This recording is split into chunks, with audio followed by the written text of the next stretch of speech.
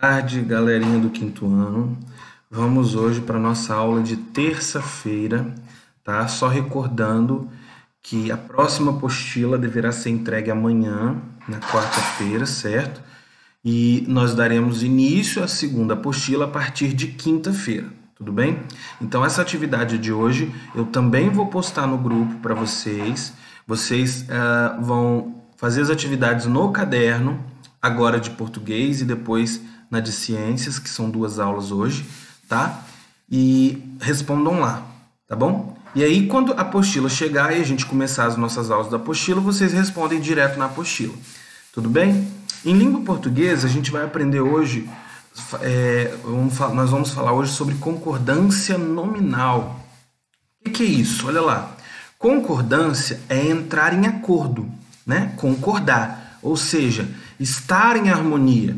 Logo, se a concordância é nominal, será o acordo ou adequação em gênero, número do substantivo. Núcleo do sintagma nominal com artigo, numeral, adjetivo e o pronome. Que é isso? Não entendi nada. Então vamos ver esse exemplo aí, ó. Nós temos essa primeira frase.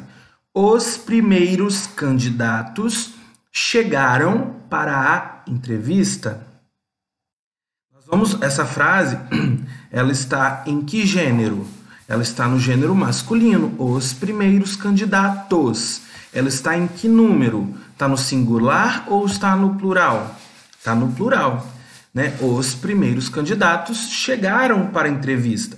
Percebam que a segunda frase nós vamos transformá-la, nós vamos mudar o gênero dessa frase para o gênero feminino. Ó, as primeiras candidatas chegaram para a entrevista. Então percebam que tudo está em concordância. Imagina se eu pego, por exemplo, e escrevo as primeiras candidatos, tá certo? Não tá, porque aqui a palavra candidatos não está em concordância em gênero, porque logo a frase está começando com o gênero feminino, as primeiras. Então eu tenho que colocar aqui as primeiras candidatas. Ou se eu chegasse e colocasse, por exemplo, as primeiras candidatas chegou para a entrevista. Tá concordando? Ué, professor, mas continua no gênero feminino, tá ok. Sim, porém em número não está ok. Perceba que quando eu falo chegou, a palavra, o verbo chegou, o verbo chegar no passado, quando eu flexiono no chegou, eu imagino que quem chegou? Uma pessoa ou mais de uma pessoa? Uma pessoa. Então, se fosse a primeira candidata, chegou para a entrevista. Ok, estaria correto, porque aí o número estaria no singular. Porém, a frase ela já começa no plural, ó, as primeiras candidatas. Então, não pode ser chegou.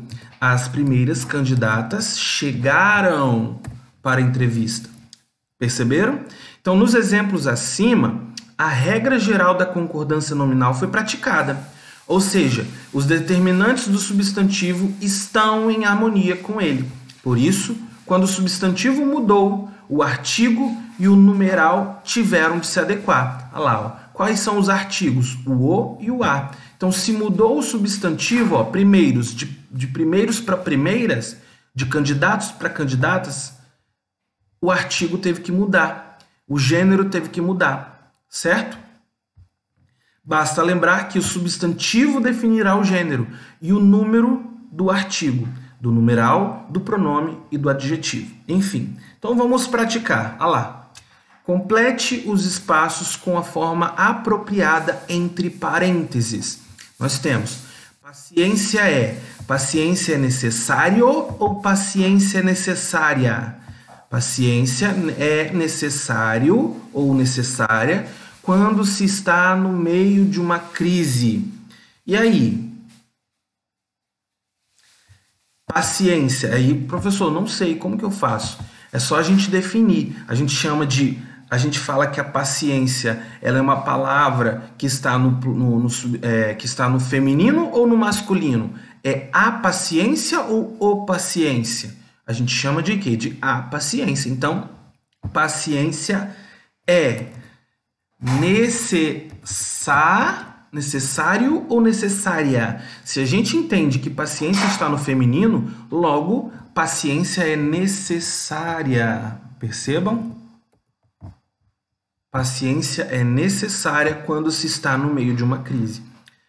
Perfeito isso aqui. Aí vocês vão fazendo o restante, ó. Letra B, letra C, tá? Analisa o que está entre os parênteses, dentro dos parênteses e vai completando, tá bom? Na número 2, ó, as frases abaixo não possuem concordância. Elas estão, ó, reescrevas de forma que haja concordância nominal. Elas estão erradas. Olha a letra A. João e Pedro foi comprar pão na padaria. Como que eu faço para deixar essa frase em concordância? Primeiro, eu tenho que entender. João e Pedro foi comprar.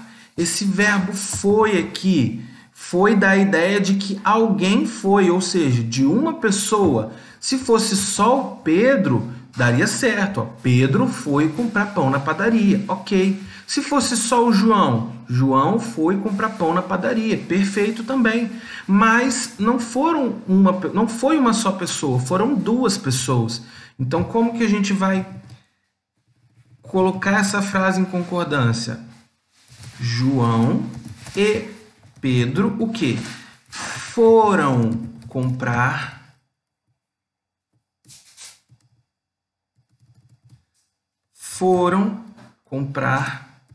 pão na padaria. Viu? Simples.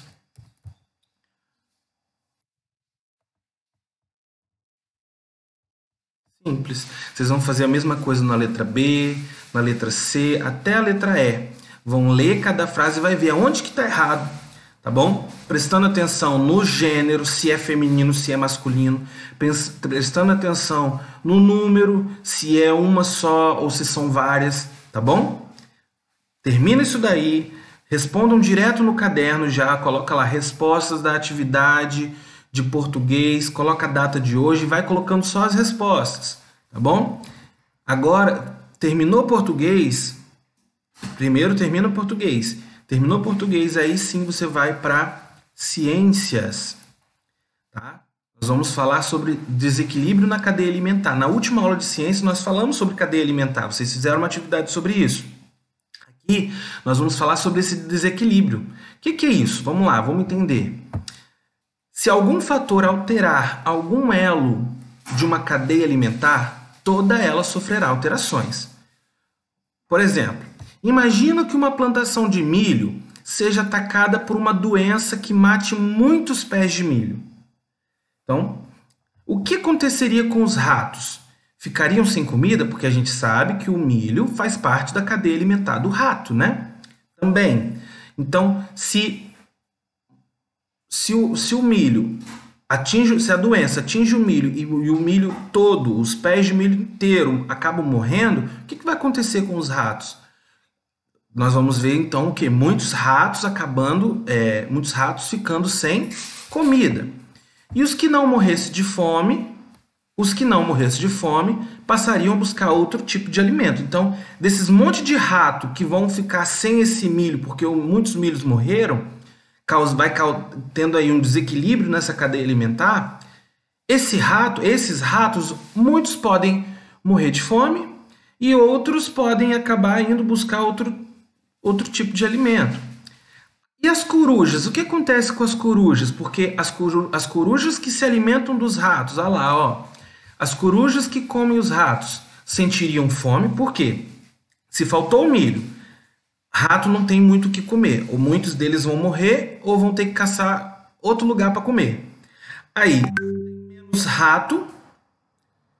Se tem menos rato, nós vamos ver que vão ter também o quê? Menos coruja, porque as corujas se alimentam desses ratos. Então, nós vamos ter muitas corujas sentindo fome e poderiam atacar outras presas ou outros animais. Com isso, toda a cadeia seria alterada. Poderia surgir ainda outros problemas. Por exemplo, se os ratos migrassem para outras regiões, outras cadeias sofreriam mudanças. Exemplos desse tipo acontecem muito na natureza. e podem ser responsáveis por grandes desequilíbrios ambientais.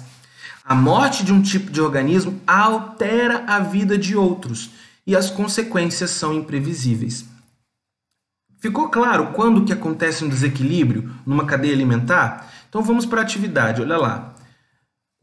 Após a leitura do texto, faça as atividades. Observe a cadeia alimentar abaixo.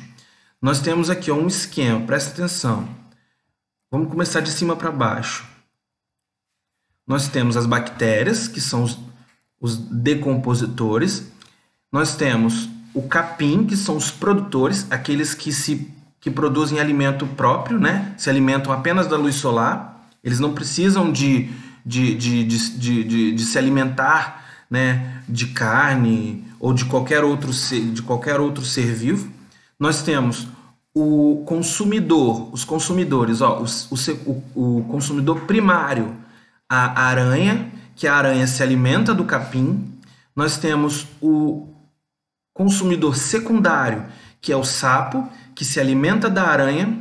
E nós temos o consumidor terciário, que é o gavião, que se alimenta do sapo. Então imagina, nós temos o capim serve de alimento para a aranha, nós temos a aranha, que serve de alimento para o sapo, e nós temos o sapo, que serve de alimento para o gavião. E o gavião, né, ele pode morrer, e assim que ele morrer, o que acontece? As bactérias e os fungos dominam ali o seu corpo morto e devolvem todo o nutriente para o solo. Compreendemos até aqui? Então vamos lá, letra A. Quem é o produtor? Muito fácil, é só vocês prestarem atenção no esquema lá. Quem é o produtor? Letra B. Quem são os consumidores? São mais de um consumidor. Temos o primário, o secundário e o terciário. Quem são eles? Escreve aí. E quais são os decompositores? Olha lá. Aí o esquema já logo fala quem são os decompositores. Aí vem na letra D, ó. Na sua opinião, qual é o papel dos decompositores na cadeia alimentar? Se você quiser voltar lá no texto de ciências da apostila da aula passada, né, vai estar explicando qual é o papel do decompositor na cadeia alimentar. Mas eu explico para vocês de novo, porque como eu falei anteriormente, quando um corpo morre, né, um animal, qualquer ele que seja, que morre, aquele corpo acaba adquirindo ali muitas bactérias e fungos, né, que vão ser responsáveis de decompor aquele corpo, de levar os nutrientes daquele corpo morto de volta para o solo. Então isso eu meio que já te ajuda a responder a letra D. Aí vem na letra E. Caso houvesse a diminuição ou falta do capim, o que poderia acontecer na cadeia alimentar? Presta atenção, então vamos lá. Vamos supor que diminuiu, acabou o capim. O que vai acontecer? Eita, então nós vamos ter muitas aranhas com fome, sem comida, muitas delas morrendo de fome ou tendo que ir embora para outros ambientes. Se nós vamos ter muitas aranhas morrendo de fome ou indo embora para outros ambientes, nós vamos ter ainda mais muitos sapos com fome, porque tem pouca aranha. E aí nós vamos ter muitos sapos com fome também, e aí esse sapo vai ter que comer outra coisa, ou vai ter que comer outra coisa, ou vai ter que ir embora também. E aí se diminui o sapo, diminui também o quê? Os gaviões, que também vão ficar com fome. Vão também, muitos podendo morrer, ou tendo que mudar de lugar, né, ou comer outro tipo de presa, certo? Então o que vai acontecer? Na letra E, se faltar capim. E na letra F, as respostas da E e F podem ser muito parecidas. Ó. E se houvesse o aumento da população dos sapos, o que aconteceria na cadeia alimentar? Cadê? Ó? Vamos lá. É a mesma coisa, né? Tanto a falta quanto o excesso de uma coisa também causa desequilíbrio. Vamos supor que viesse muitos sapos de outra cadeia alimentar, que numa outra região as aranhas morreram. Aí esses sapos de uma outra cadeia alimentar vieram para essa cadeia alimentar. E aí aumentou a quantidade de sapo. Nós vamos ver cada vez menos aranha, muitos deles não conseguindo sobreviver, porque não tem aranha suficiente. Então, percebam, deu para compreender o que pode acontecer? As duas, tanto a E quanto a F, as duas respostas vai te levar para uma única resposta. O que vai causar? Desequilíbrio. O que eu quero que vocês respondam, além disso, é como que vai ser o desequilíbrio? Na letra E, se faltar capim, como vai ser o desequilíbrio? E na letra F, se aumentar os sapos, como vai ser o desequilíbrio? Como eu acabei de explicar para vocês. Finalizamos aqui. Qualquer dúvida, vocês me perguntem no WhatsApp que eu vou estar disponível para vocês, ok? Respondam no caderno também, nada de copiar. Vai lá no caderno de ciências, coloca a data de hoje, tá? Escreve lá atividade 1, atividade 2. Atividade 1 aqui é só para observar, né? Não tenho que fazer nada na número 1 aqui. Vocês só vão fazer aqui na número 2, A, B, C, D, E e F, tá bom? Até a nossa próxima aula. Muito obrigado.